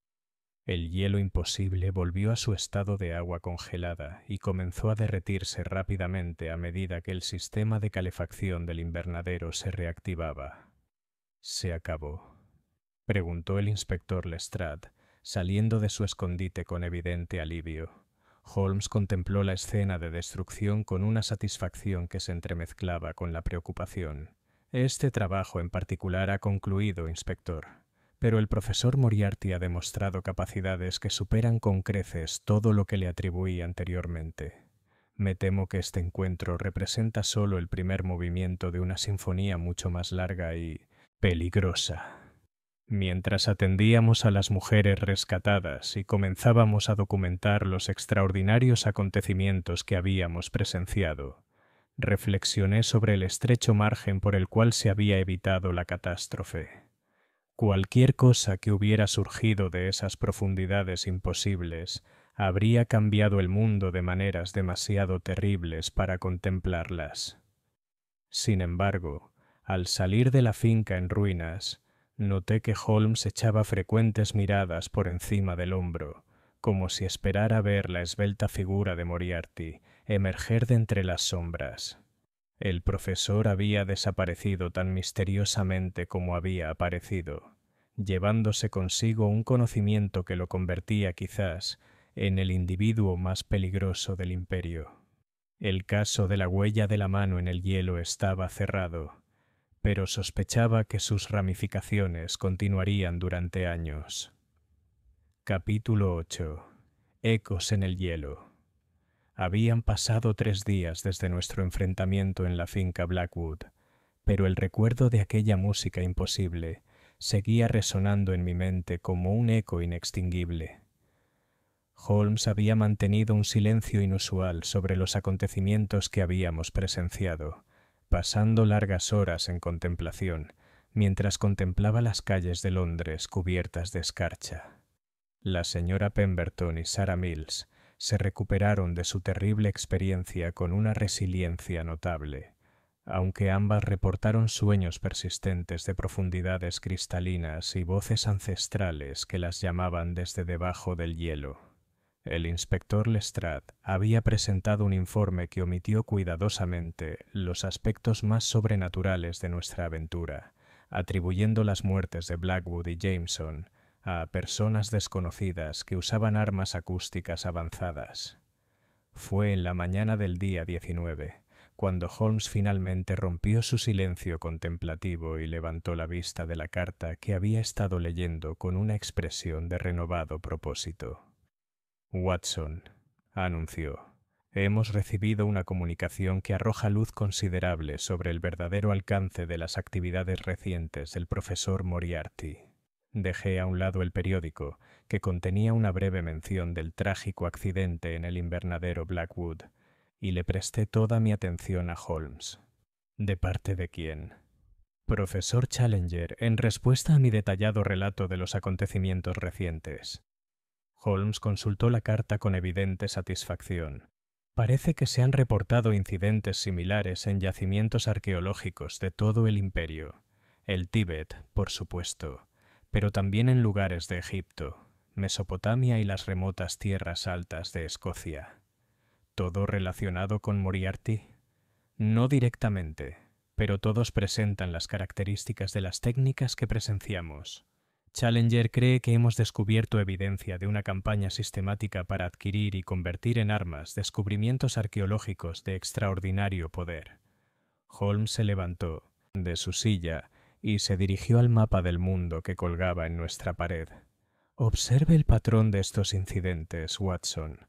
Cada ubicación corresponde a sitios donde civilizaciones antiguas poseían conocimientos que la ciencia moderna aún no comprende. Me uní a él en el mapa, observando las chinchetas rojas que había colocado para marcar cada incidente reportado. El patrón era realmente sorprendente, una red de lugares que parecían seguir líneas ley de importancia histórica. Pero seguramente Holmes, con el fracaso de su ritual en Hampstead, los planes de Moriarty se han visto frustrados, ¿no? La expresión de mi amigo permaneció seria. No me temo, Watson. Lo que presenciamos fue solo una aplicación de los conocimientos que ha adquirido. El verdadero peligro reside en la posibilidad de que adapte sus métodos e intente operaciones similares en otros lugares. Antes de que pudiera responder, apareció la señora Hudson con el correo de la mañana, que incluía un telegrama que Holmes abrió con evidente urgencia. Su rostro palideció al leer el mensaje. «¿Qué pasa, Holmes?» «Una comunicación del inspector MacDonald de Scottish Yard. Ha ocurrido otro incidente, esta vez en el propio Museo Británico. El profesor Challenger solicita nuestra asistencia inmediata». La urgencia en la voz de Holmes era inconfundible, y en menos de una hora estábamos a bordo de un coche de punto que recorría las calles de Londres a toda velocidad, hacia Bloomsbury. El Museo Británico se alzaba bajo el cielo gris de enero como un templo al conocimiento humano. Sin embargo, algo en su familiar fachada parecía sutilmente erróneo, como si sus mismas piedras hubieran sido infectadas por fuerzas que desafiaban toda explicación racional. El profesor Challenger nos recibió en la entrada. Su porte, habitualmente robusto, estaba claramente conmocionado por los recientes acontecimientos. Era un hombre de imponente presencia física, con una melena leonina y el porte de alguien acostumbrado a enfrentarse a lo desconocido. Sin embargo, incluso él parecía disminuido por lo que hubiera ocurrido dentro del museo. «Holmes, doctor». Watson nos saludó con evidente alivio. «Gracias a Dios que han venido. Tenemos una situación que desafía todos los principios de seguridad arqueológica». «¿Qué ha pasado, profesor?», preguntó Holmes mientras seguíamos a Challenger por los pasillos del museo. «Un allanamiento, pero diferente a cualquier otro que haya visto. Los ladrones, si es que así se les puede llamar, penetraron en nuestras áreas de almacenamiento más seguras, sin activar una sola alarma ni dejar rastro alguno de entrada forzada. Extrajeron artefactos específicos con precisión quirúrgica, llevándose solo los que corresponden a sus investigaciones recientes. Llegamos a un almacén en lo profundo del sótano del museo, donde el inspector MacDonald esperaba con expresión de total desconcierto. La cámara contenía cientos de artefactos catalogados, pero era evidente de inmediato qué objetos habían sido alterados. «Solo se llevaron los materiales tibetanos», explicó MacDonald, «en concreto objetos de la excavación de Qin Yan, en la que Blackwood participó hace 2 años. Pero lo más extraño es que dejaron atrás piezas mucho más valiosas en términos convencionales, llevándose en su lugar objetos que la mayoría de los estudiosos considerarían meras curiosidades». Holmes examinó las vitrinas vacías con su intensidad característica. «No son curiosidades, inspector, sino herramientas. Utensilios específicos necesarios para la aplicación de técnicas acústicas que hemos encontrado recientemente». Se detuvo ante una vitrina en particular. Esta contenía las tabletas de resonancia, ¿verdad, profesor? Challenger asintió con gravedad. «El hallazgo más significativo de toda la excavación. Tablillas de piedra con inscripciones armónicas que anteceden siglos a cualquier notación musical conocida. Si alguien tuviera los conocimientos para interpretar esas formulaciones, tendrían la capacidad de manipular la materia misma mediante el sonido», completó Holmes. «Precisamente el conocimiento que Moriarty demostró en Hampstead, pero con mucha mayor precisión y potencia. Las implicaciones eran asombrosas. Si Moriarty realmente hubiera adquirido las tablas de resonancia, sus capacidades se verían amplificadas más allá de todo lo que habíamos visto antes. El ritual en la finca Blackwood parecería un juego de niños en comparación». «Hay más», continuó MacDonald. «El robo fue descubierto esta mañana por el doctor Whitmore, arqueólogo jefe del museo. Pero cuando llegamos a investigar, encontramos al propio doctor. Whitmore en un estado que desafía cualquier explicación médica.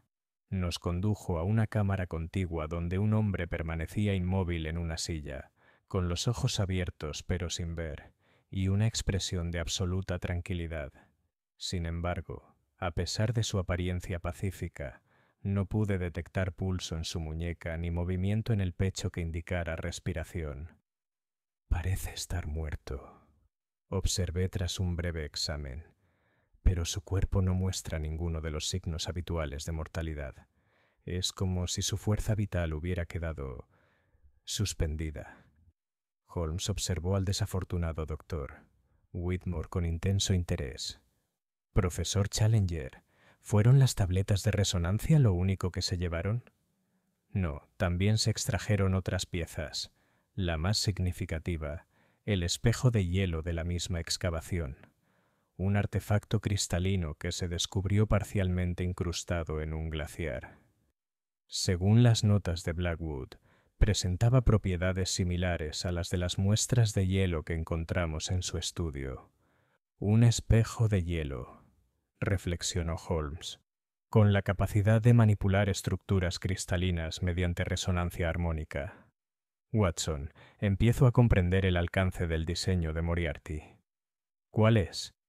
Nada menos que la creación de una red de 1800 puntos focales acústicos por todo Londres, quizás por todo el imperio, utilizando las tabletas de resonancia para generar frecuencias armónicas precisas, amplificadas mediante artefactos cristalinos como el espejo de hielo. Podría manipular la materia a una escala que lo convertiría en el amo de la realidad física. La magnitud de tal poder era incomprensible.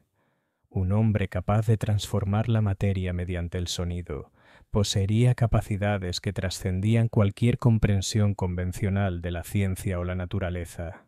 Pero seguramente, intervino el profesor Challenger, tales técnicas requerirían enormes cantidades de energía. La alineación astronómica en Hampstead proporcionó una amplificación natural, pero sin tales condiciones. La expresión de Holmes se tornó aún más seria. A menos que haya descubierto una fuente de energía alternativa. Profesor, en sus investigaciones sobre fenómenos similares, ¿ha encontrado alguna referencia a energía humana utilizada como combustible para tales operaciones? El rostro de Challenger palideció. Dios mío, Holmes, ¿no estarás sugiriendo que usa a la gente como baterías vivientes para sus manipulaciones acústicas? La evidencia apunta en esa dirección. El estado del doctor. Whitmore. La extraña pasividad de la señora. Pemberton y Sarah Mills durante el ritual.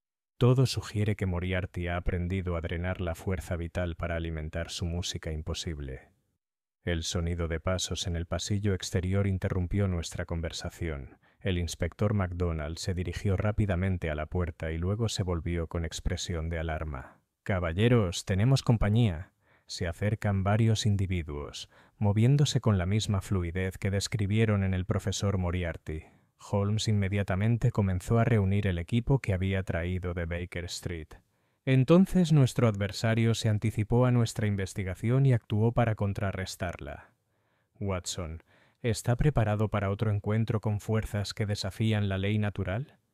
Revisé mi revólver reglamentario, aunque sospechaba que las armas convencionales serían inútiles contra lo que se acercara. Estoy tan preparado como se puede estar para estas cosas, Holmes. Profesor Challenger, inspector MacDonald, les recomiendo encarecidamente que abandonen esta zona de inmediato. Lo que está a punto de ocurrir será peligroso para cualquiera que no tenga conocimientos específicos de contramedidas armónicas.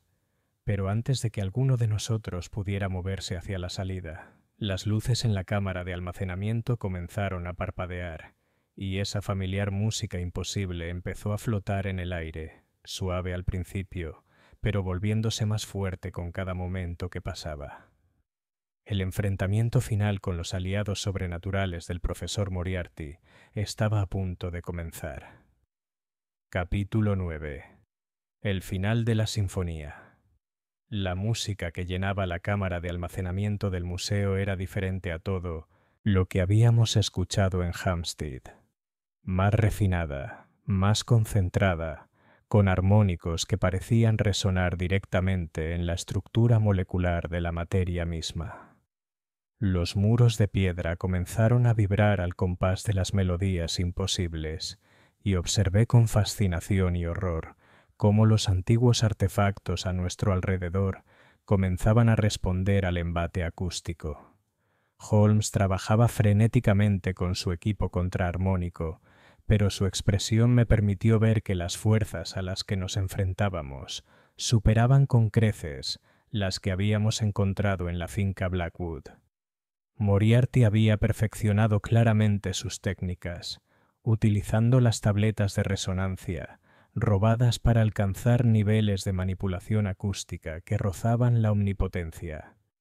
3 figuras emergieron de las sombras del pasillo, moviéndose con esa gracia fluida e inhumana que ya habíamos presenciado.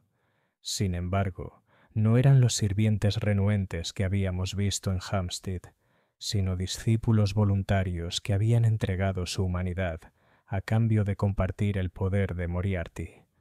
Sus ojos reflejaban la misma luminosidad cristalina que había invadido el invernadero, y sus movimientos parecían fluir en perfecta sincronización con la música imposible. El profesor Moriarty les envía sus saludos, anunció el líder del trío, con una voz que transmitía armonías que hacían vibrar el aire. Desea que sepan que su intervención en Hampstead ya estaba prevista y ha sido incorporada a su plan más amplio. Holmes continuó trabajando con el equipo acústico, sus dedos bailando sobre los controles con una precisión desesperada. «Watson», gritó sin levantar la vista. «El patrón de resonancia es demasiado complejo para mis instrumentos solos. Necesito que mantengas la secuencia del séptimo armónico mientras intento alterar su frecuencia fundamental».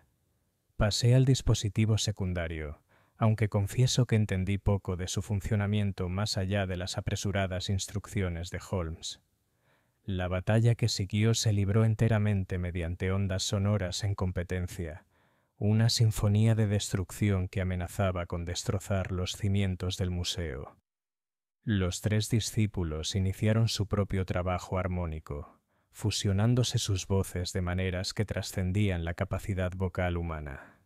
Los artefactos a nuestro alrededor respondían a su música, desprendiéndose de sus vitrinas y organizándose en patrones geométricos que resultaban inquietantes de observar. Lo más inquietante de todo fue que el cristalino espejo de hielo robado del museo comenzó a materializarse en el centro de la cámara.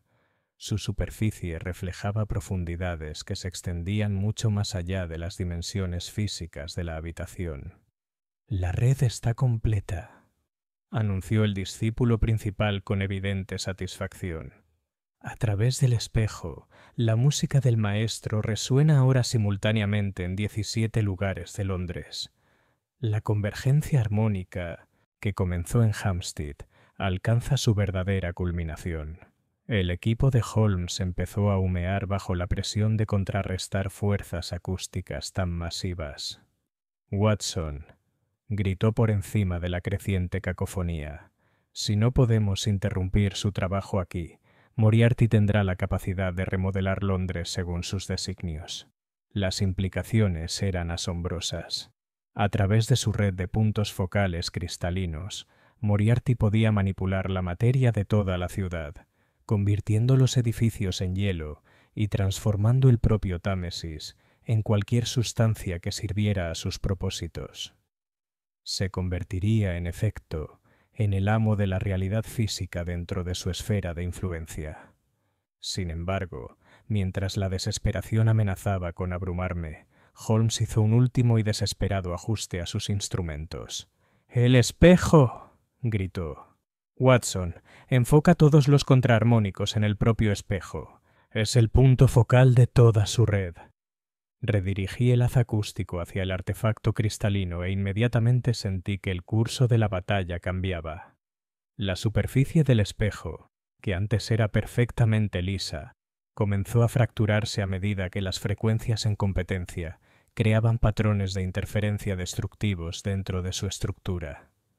Los 3 discípulos se dieron cuenta del peligro e intensificaron su ataque armónico, pero ya era demasiado tarde. El espejo había sido diseñado para canalizar y amplificar frecuencias específicas, no para soportar la interferencia caótica que generaba el equipo de Holmes. Las grietas se extendían por su superficie como una telaraña, y con cada fractura, el poder de los discípulos parecía disminuir. «Imposible», jadeó el líder, y su perfecta compostura finalmente se quebró. «El plan del maestro no puede ser frustrado con instrumentos primitivos». «Quizás no», respondió Holmes con sombría satisfacción, «pero puede verse alterado por una comprensión superior de los principios matemáticos que subyacen a la resonancia armónica. Su maestro puede poseer conocimientos antiguos, pero carece de la metodología científica para aplicarlos con verdadera precisión». El espejo se hizo añicos con un sonido que parecía resonar desde dimensiones más allá de la nuestra, y con su destrucción, la red que Moriarty había construido con tanto cuidado se derrumbó por completo. Los artefactos flotantes se estrellaron contra el suelo, la música imposible se disolvió en un ruido discordante, y los 3 discípulos se revelaron como seres humanos comunes, con su luminiscencia cristalina desvanecida en mera confusión y miedo. El profesor Challenger y el inspector MacDonald salieron de su escondite al amainar la tormenta acústica. «¿Se acabó?», preguntó Challenger, mientras observaba los restos que llenaban la cámara de almacenamiento. «Esta fase del diseño de Moriarty ha concluido», respondió Holmes, aunque su expresión seguía preocupada. «Sin embargo, sospecho que simplemente lo hemos obligado a volver a métodos más convencionales para lograr sus objetivos. Un hombre que posee tal conocimiento no abandona sus ambiciones solo porque un enfoque en particular haya fracasado. De hecho, mientras atrapábamos a los 3 discípulos y comenzábamos a catalogar los daños a la colección del museo, me preguntaba qué nuevos horrores podría idear Moriarty en respuesta a este revés. El profesor había demostrado capacidades que trascendían cualquier comprensión convencional de la actividad criminal, transformándose de un simple asesor criminal en algo parecido a una fuerza de la naturaleza. «Holmes», dije mientras nos preparábamos para salir del museo, «¿qué impide a Moriarty simplemente adquirir nuevos artefactos cristalinos y comenzar este proceso de nuevo?» Mi amigo consideró la pregunta detenidamente. «2 factores, Watson. Primero, los artefactos con las propiedades requeridas son extraordinariamente raros y solo se encuentran en yacimientos arqueológicos específicos bajo condiciones precisas. Segundo, y más importante, ahora comprendemos los principios fundamentales de sus técnicas lo suficientemente bien como para desarrollar contramedidas más efectivas». Palmeó el equipo acústico que había sido crucial para nuestra victoria. «El conocimiento, una vez adquirido, puede compartirse y mejorarse. Moriarty quizá posea secretos antiguos, pero nosotros tenemos algo igualmente poderoso: el método científico aplicado a fenómenos que desafían la comprensión convencional». Mientras nuestro coche de caballos nos llevaba de vuelta por las calles de Londres, reflexioné sobre los extraordinarios acontecimientos de la semana pasada. Habíamos presenciado un asesinato cometido por medios imposibles, presenciado la manipulación de la materia misma mediante el sonido y enfrentado a un adversario que había trascendido las limitaciones normales de la capacidad humana.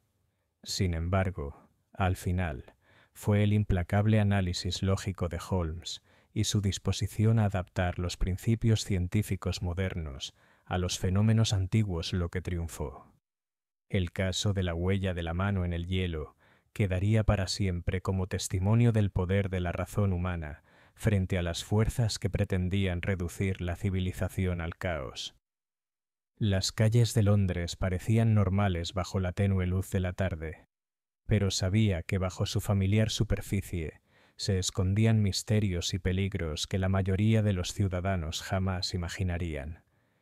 Y en algún lugar de esas calles, el profesor Moriarty, sin duda, Planeaba su siguiente movimiento en un juego que determinaría si el futuro de la humanidad estaría determinado por el conocimiento o por el poder, por la razón o por fuerzas más antiguas y oscuras que la historia misma. La huella de la mano en el hielo había sido solo el comienzo de un conflicto que continuaría mientras los hombres buscaran desentrañar secretos que tal vez sería mejor mantener intactos. Pero con Sherlock Holmes como nuestro campeón en ese conflicto, confiaba en que la razón finalmente prevalecería sobre el caos que acechaba en los confines del entendimiento humano. El caso estaba cerrado, pero la guerra mayor entre el conocimiento y el poder, entre la razón humana y la ambición inhumana, continuaría, y estaríamos preparados. Así concluye el caso de la huella de la mano en el hielo. Según está registrado en mis diarios este día 21 de enero del año de nuestro Señor, 1891. Dr. John H. Watson. Epílogo. La cámara de eco. De los diarios privados del Dr. John H. Watson, fechados el 14 de febrero de 1891. Han pasado 3 semanas desde nuestro enfrentamiento con los discípulos del profesor Moriarty en el Museo Británico. Pero los sucesos de aquel extraordinario caso siguen resonando en nuestra vida cotidiana en Baker Street. Holmes se ha entregado al estudio de la resonancia acústica con una intensidad que roza la obsesión, llenando nuestra sala de estar de diapasones, generadores de armónicos y diagramas repletos de fórmulas matemáticas que desafiarían a las mentes más brillantes de Cambridge. Los 3 discípulos que capturamos esa noche resultaron ser ciudadanos comunes de Londres, un oficinista, un tendero y un profesor de música, que de alguna manera habían caído bajo la influencia de Moriarty al estar expuestos a sus melodías imposibles. Ninguno recordaba sus acciones bajo su control, y todos expresaron un auténtico horror al ser informados de su participación en sus planes. El inspector Lestrade los entregó al cuidado de sus familias, aunque se dispuso su observación discreta por si Moriarty intentaba recuperar a sus antiguos sirvientes. La señora Pemberton y Sarah Mills se han recuperado por completo de su terrible experiencia, aunque ambas informan que ocasionalmente escuchan tenues ecos de música cristalina en momentos de profundo silencio. La finca Blackwood ha sido vendida a un consorcio de inversores que planea demoler el invernadero dañado y convertir la propiedad en una urbanización. Quizás sea mejor que esas paredes de cristal, testigos de tan terribles sucesos, queden reducidas a escombros y olvidadas. Los registros oficiales de Scotland Yard catalogan las muertes de Cornelius Blackwood y Jameson como asesinatos cometidos por desconocidos mediante métodos tecnológicos avanzados. No se menciona manipulación acústica, hielo cristalino ni fuerzas anteriores a la historia escrita. La verdad de lo ocurrido solo la conocen las pocas personas que lo presenciaron directamente. El profesor Challenger ha retomado sus investigaciones con renovado vigor, aunque ahora coordina estrechamente sus esfuerzos con Holmes para garantizar la protección adecuada de cualquier descubrimiento de propiedades inusuales. Juntos, han establecido una red de contactos por todo el imperio que informan sobre cualquier hallazgo arqueológico que presente características anómalas, con la esperanza de prevenir futuras adquisiciones por parte de individuos con malas intenciones. Del propio profesor Moriarty no hemos visto rastro alguno desde su desaparición del invernadero en ruinas. Sin embargo, Holmes sigue convencido de que nuestro adversario simplemente está esperando el momento oportuno, estudiando nuestros métodos con la misma atención con la que nosotros estudiamos los suyos, preparándose para otro intento de adquirir el poder que tanto anhela. El conflicto fundamental sigue sin resolverse, Watson, observó Holmes ayer mismo mientras calibraba un nuevo equipo acústico. Moriarty ahora comprende que poseemos el conocimiento y la capacidad para contrarrestar sus antiguas técnicas. Por lo tanto, se verá obligado a desarrollar nuevos enfoques, métodos que aún no hemos encontrado y que quizá no anticipemos. ¿Crees que abandonará su interés por los artefactos arqueológicos? No abandonar, sino quizás complementar con medios más convencionales para alcanzar sus objetivos. Un hombre que busca transformar la realidad misma no se dejará disuadir por una sola derrota, por completa que parezca. De hecho, las palabras de Holmes resultaron proféticas antes de lo que esperábamos. Esa misma mañana nos trajeron noticias que nos lanzarían a nuestra próxima aventura, aunque aparentemente muy alejada de los sucesos sobrenaturales que habíamos vivido tan recientemente. El inspector Lestrade llegó justo cuando terminábamos de desayunar, trayendo consigo un caso que parecía casi refrescantemente normal después de nuestras recientes experiencias con hielo imposible y manipulación armónica.